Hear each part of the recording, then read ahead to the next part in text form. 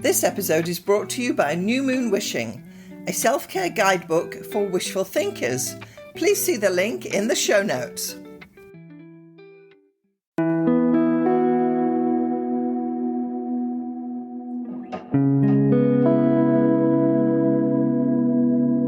Welcome to the Starzology Astrology Podcast. I'm your host, Alison Price, and I'm here today with my good friend and co-host, Arwynne O'Neill. Hello, Alison. Thanks for inviting me. So nice that you joined us again today. So in this episode, we're going to be talking about the moon, your mother, and food. Yeah. And combinations of all of those topics. Indeed. So the moon in astrology is something that you would learn pretty early on, some basic in what the moon means. Right. Some of its themes and some keywords that go with the moon. Totally. And there is lots to say about the moon. Yeah. And the fact that it actually represents your mother is a big thing. Yeah, and it's interesting. I mean, we don't want to be sexist in astrology, but there is this traditional thing where the moon is the mother, and I guess that makes the sun the father, but that's kind of, I think that's the one thing that's kind of fallen by the wayside in modern astrology, but we still keep the moon as the mother because interpreting the sun as the father is a little dodgy. I think it's less accurate for sure. Okay. But don't you think? Don't you find the moon representing the mother is much more evocative? Mm-hmm. And also I think in modern day, we have more of, it's not that the mother is like a more emotional attachment, but when you think like mother, there's this symbol. Everyone's father, there's like a different, some people don't grow up with their father. There's divorce in the second half of the 20th century, divorce rates hit like 50%, and women almost always got custody back in the day. Like now it's getting a little more even, a little bit more fair, kind of an overcorrection. But I think people of at least our generations and maybe the millennials as well, the mother was definitely the primary parent for divorced parents. Yes. So that mother influence, and then the dad could be present, not present, a breadwinner or not, or the dad is much more of a complicated figure. But I think everybody has that mother that's internalized.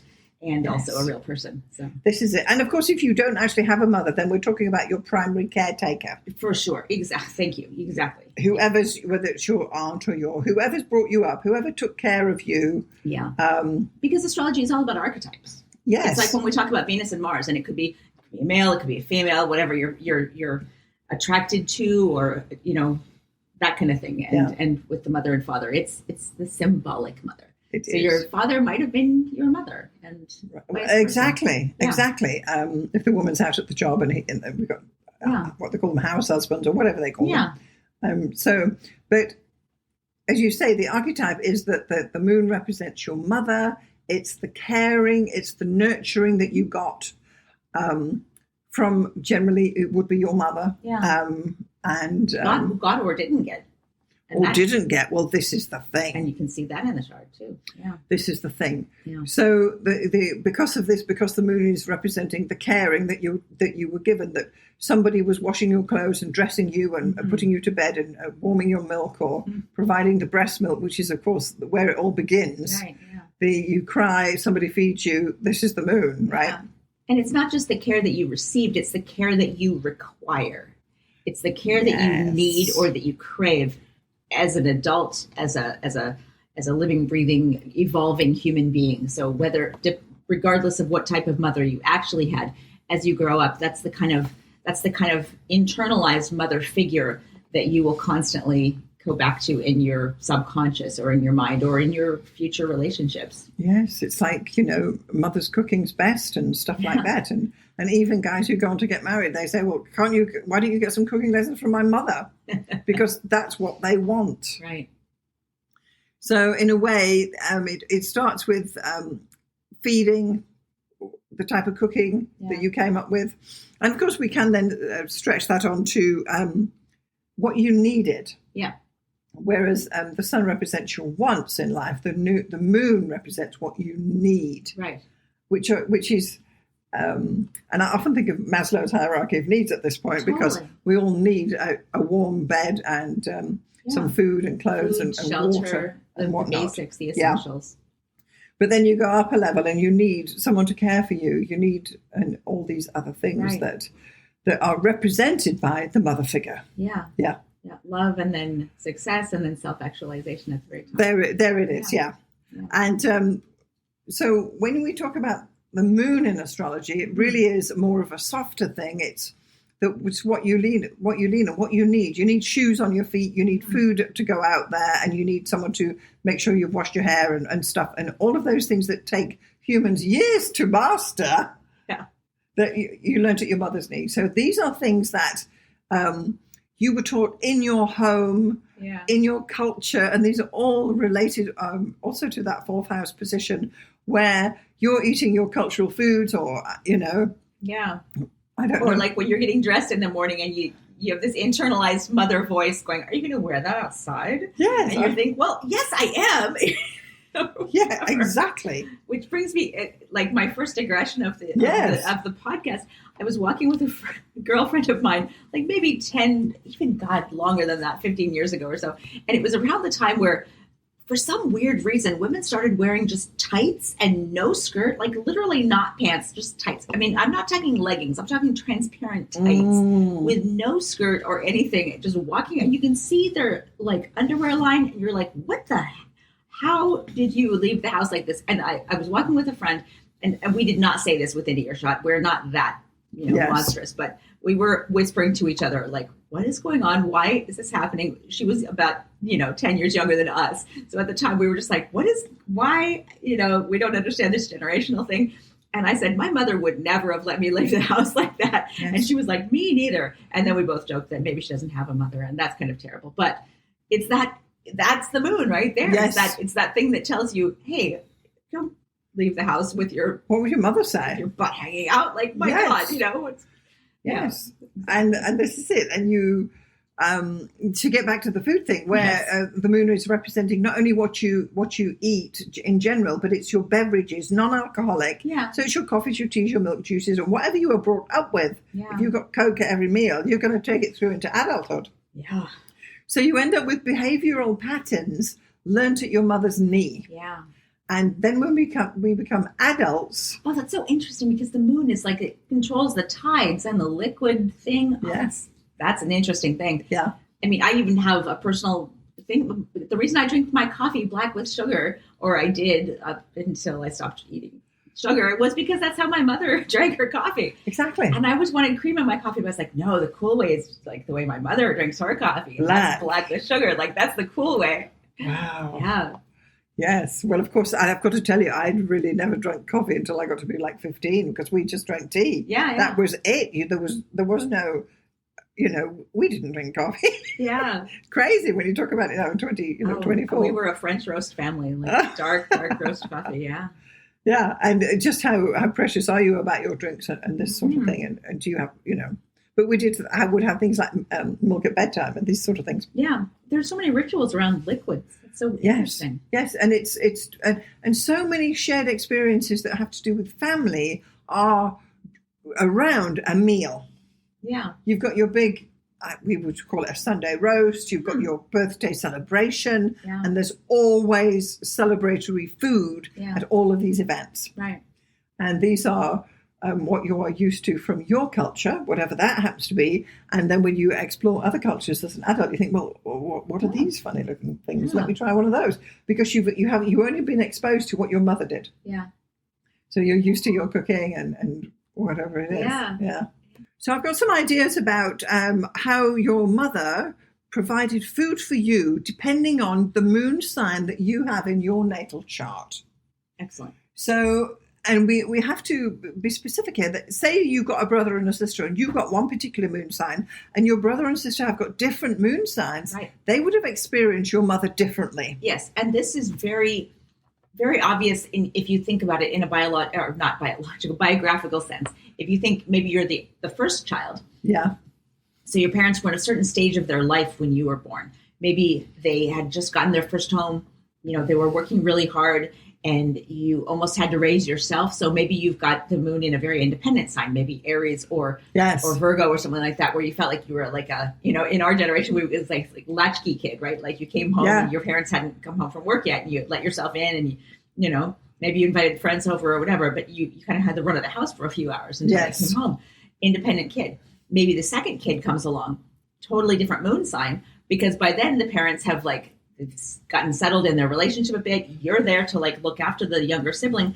And so they grow up with a much more kind of, cushy life. And maybe they've got the moon in something else, like Cancer or Pisces or Libra, or where their whole experience of their mother and their nurturing and all that is a very different landscape from you, but same parents. Yes. Totally different idea of the internalized mother. Yes, because your mother's at a different stage of her life as well. Absolutely.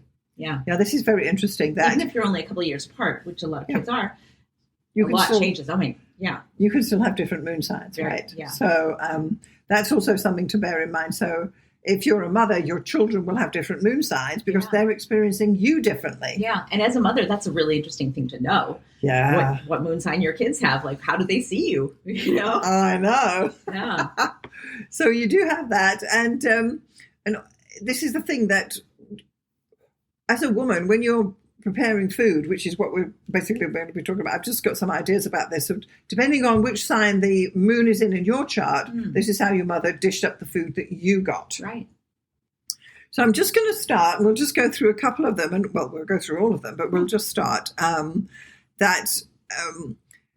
It's to do with which sign your moon is in. So the first one would then be the moon in Aries. Yeah. And I'm going to, just for fun, throw in a few celebrity examples. I'll keep them high level. Please do. Interesting people who we all know and love. Yes, people we know. Yeah, people we know. So your moon in Aries mother, she would say, "Eat it while it's hot," she commands, as she places a sizzling plate in front of you. Her fiery energy infuses meals with urgency and a sense of immediacy, encouraging you to enjoy the moment and not let anything go to waste. Interesting. Eat it while it's hot. Eat it while it's hot. Right. So, I don't know if your mother was it. You haven't got this sign, neither do I, but this is the one. It's eat it while it's hot. And they're sizzling and I can see that, though. Flame charring, right. Flash frying, quick as you like, but there's definitely some heat and flame within these meals. And it's hurry up and eat your food. Right. So it's the actual experience of the eating is, you got to eat it now. Eat it while it's hot, because if it goes cold, it's not good. Yeah. And this is what someone with a moon in Aries, his mother, is likely to experience. I can totally see that. Yes. A handful of celebrity examples, just for so we can absorb this: Angelina Jolie, right?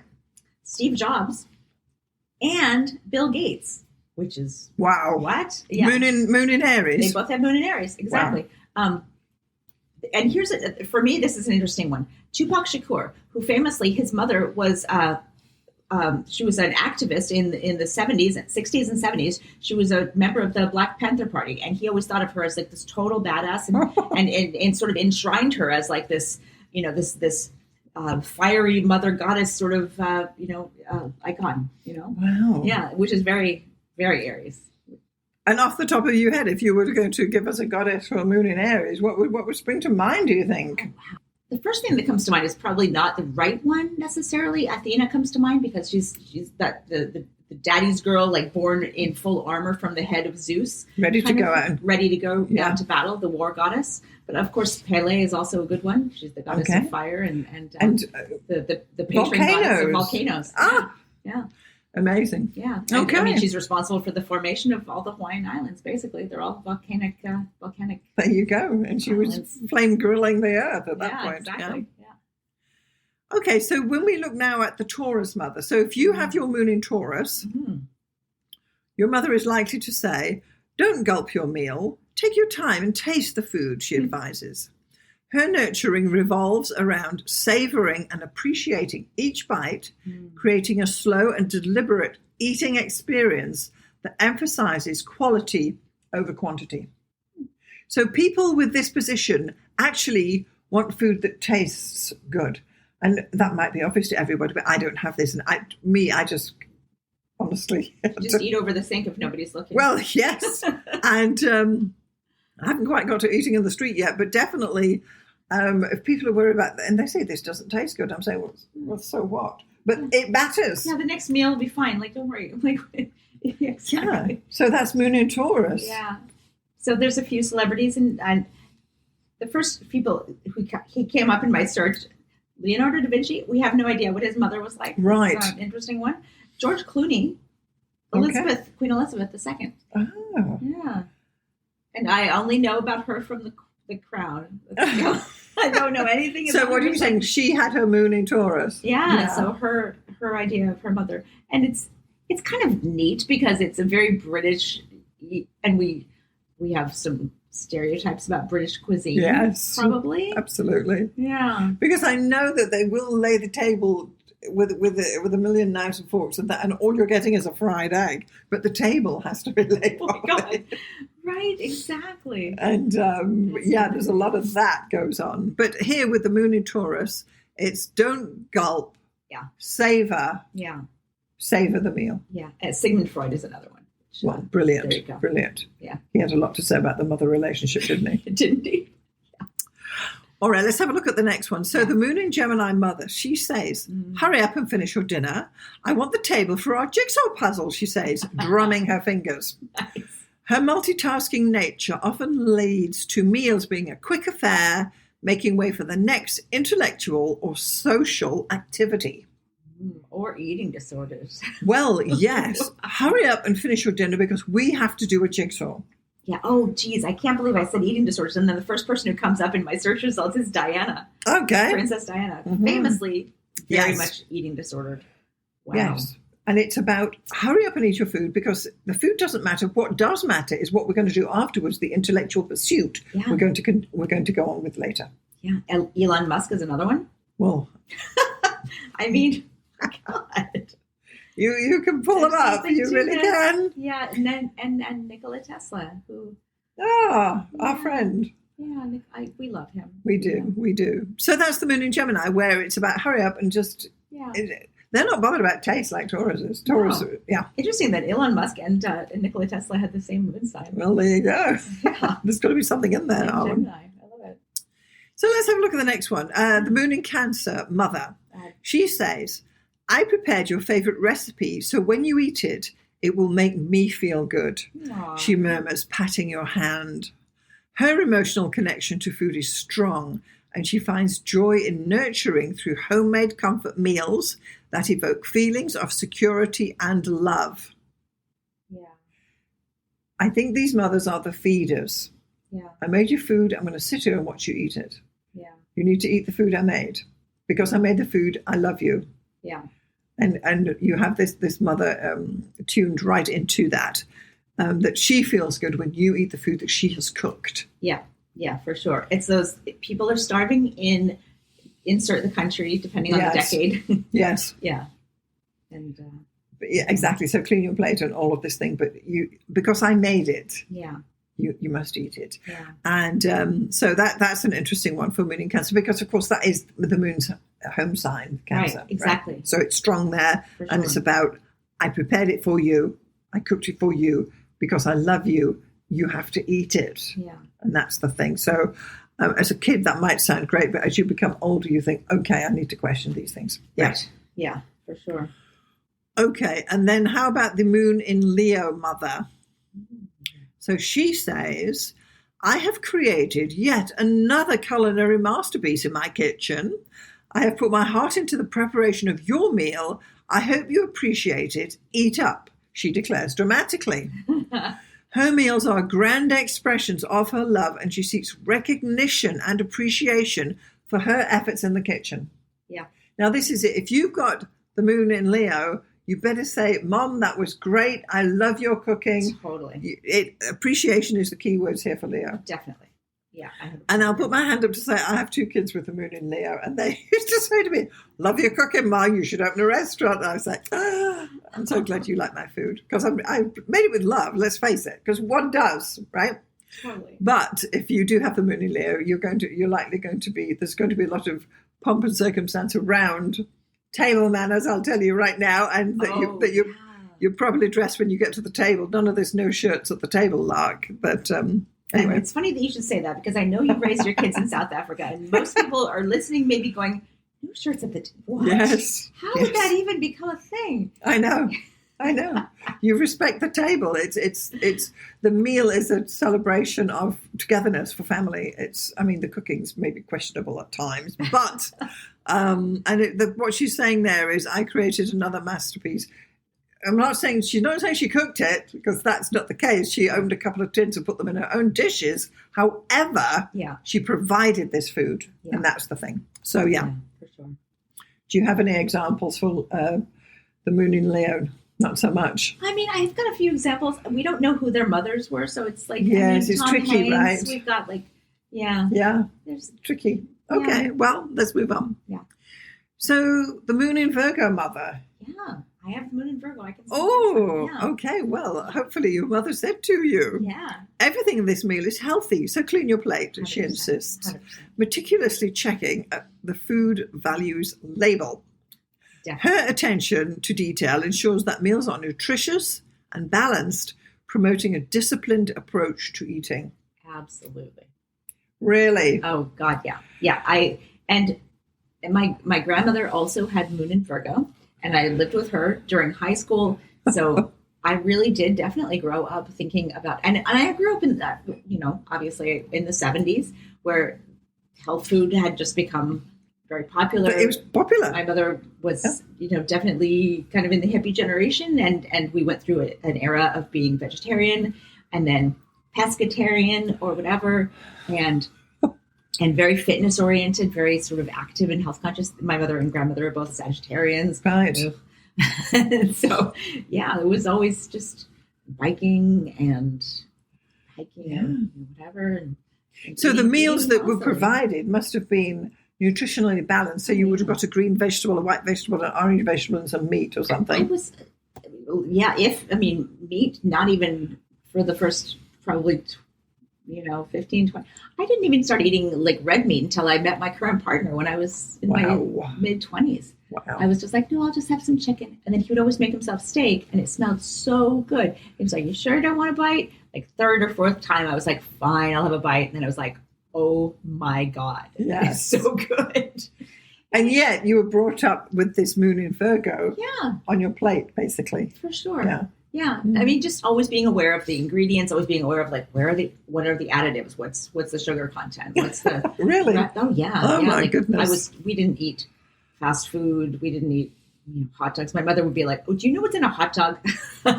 Oh wow. Yeah. I didn't even eat or drink like soda. Like and it wasn't just because of the sugar content, it was just like there's nothing of value nutritionally in a Coke. I do know. Yes, I'm afraid. Or yes, like Kool-Aid. Like, please.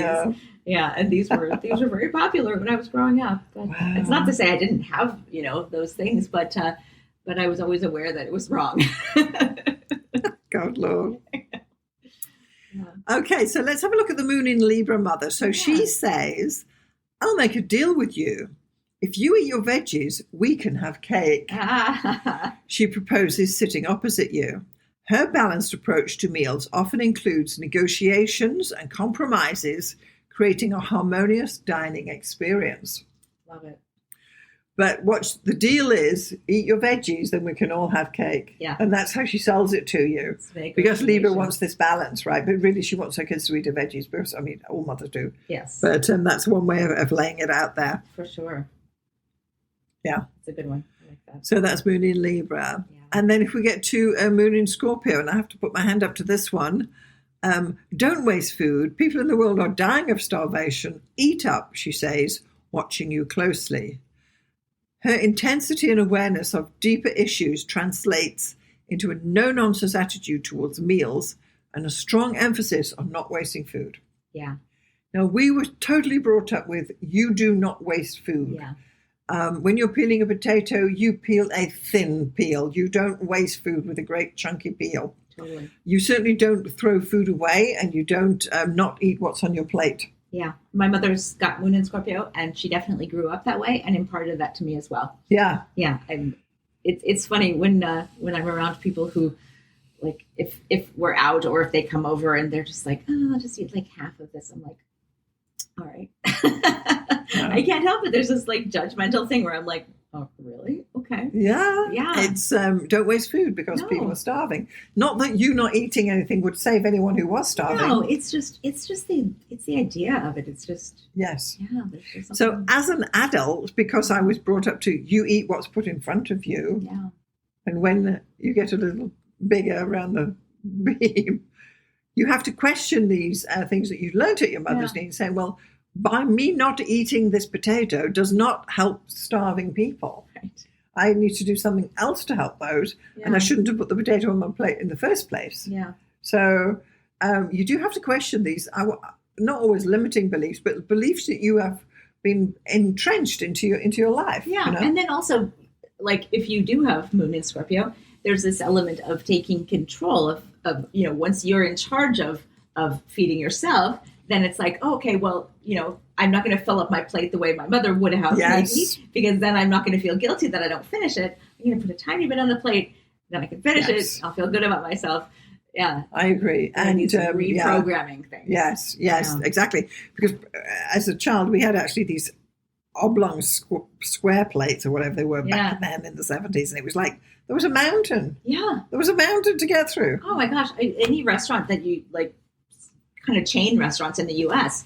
I mean, not so much here in Canada. It's definitely it's much more of an American thing. Just the portions were monstrous. Yeah. And but again, this is very much that food is a way of showing love. So people say, eat your food. Yeah. Mm-hmm. All right. So let's have a look at the moon in Sagittarius. Yeah. So this mother says, I'm trying a newfangled recipe. What do you think? Oh, please have some more. I made plenty. In fact, there is enough so I can take what's left to the big hall meeting later tonight, she exclaims enthusiastically. Her adventurous spirit shines through in her culinary experiments and generosity. So this is the woman, the Sagittarian mother. She's making great big slabs of lasagna, monster chocolate cakes. There's food for the whole neighborhood. Right.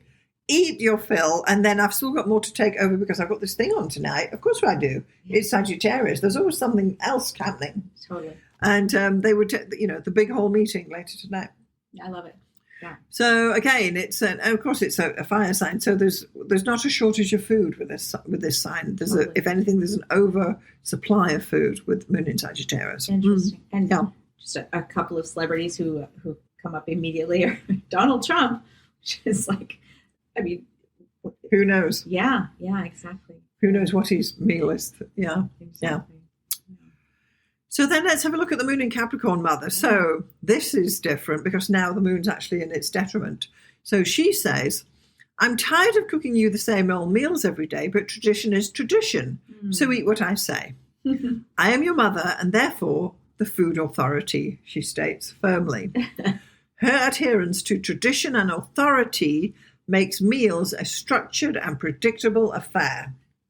So this is the woman who, if it's Thursday, it's, I don't know, sausages. If it's Friday, it's fish. And on the Sunday, we're having a roast beef or whatever it is we were brought up with. And it's tradition. Yeah. And therefore, that's what we're going to eat. Yeah.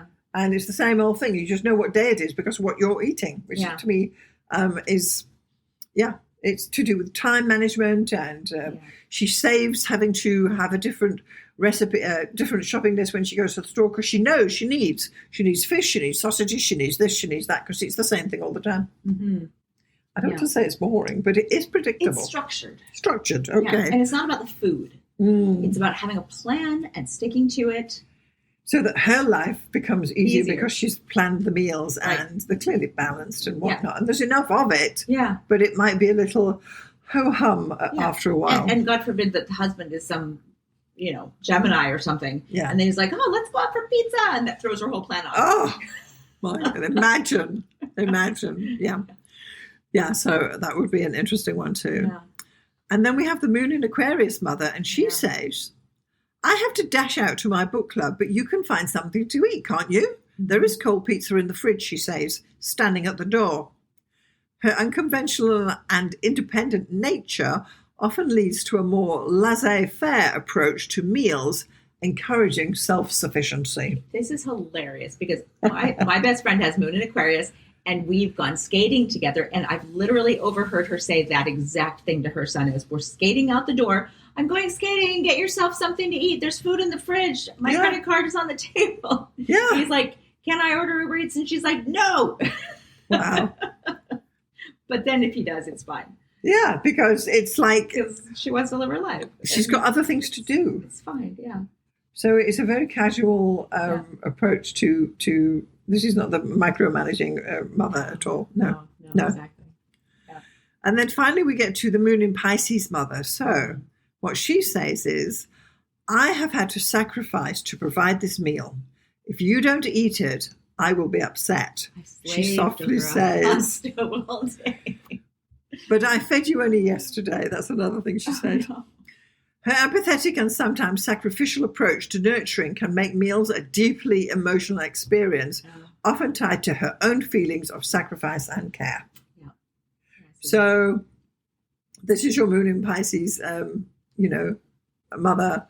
I had to sacrifice to provide this meal. Yeah. Who knows what she had to do to provide this meal? But as a child, they lay it on you. Yeah, and you're like, what? I know, but you brought up with it. You think it's all the same. This is what everybody does. Right.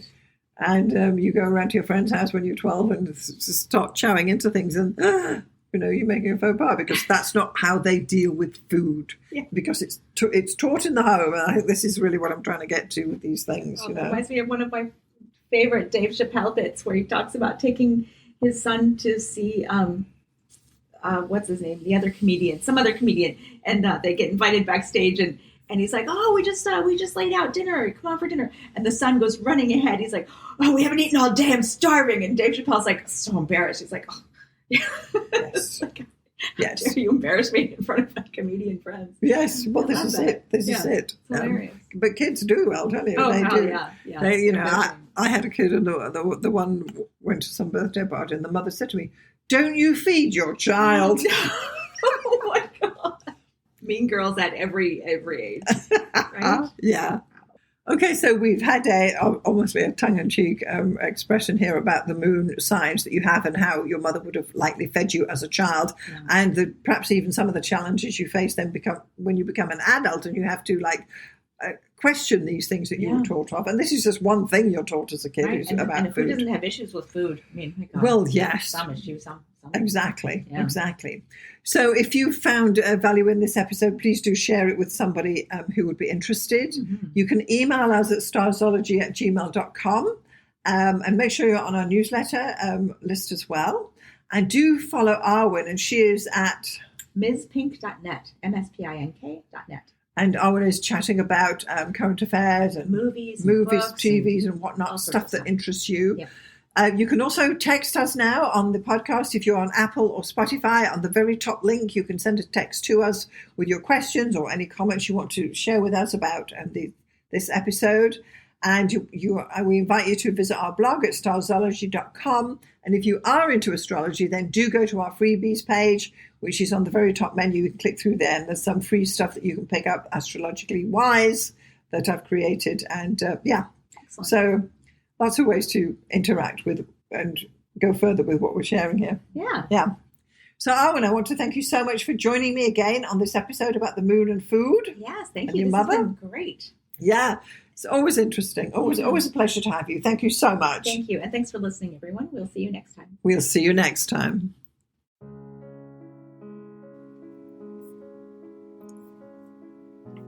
Thanks so much for getting this far through the episode.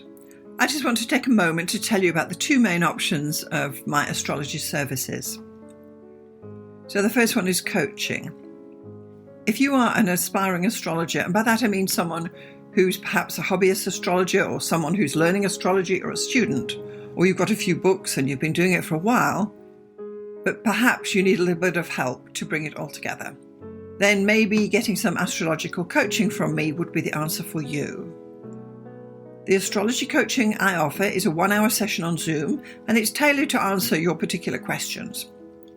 For example, if you have issues with natal chart readings, we can go there. Or if you're having problems working with your forecasting, we can go there. Or even basic astrology stuff, or even getting yourself organized for your astrology business. The idea is that astrological coaching will answer your particular questions. It's tailored specifically to you and where you are in your astrological journey.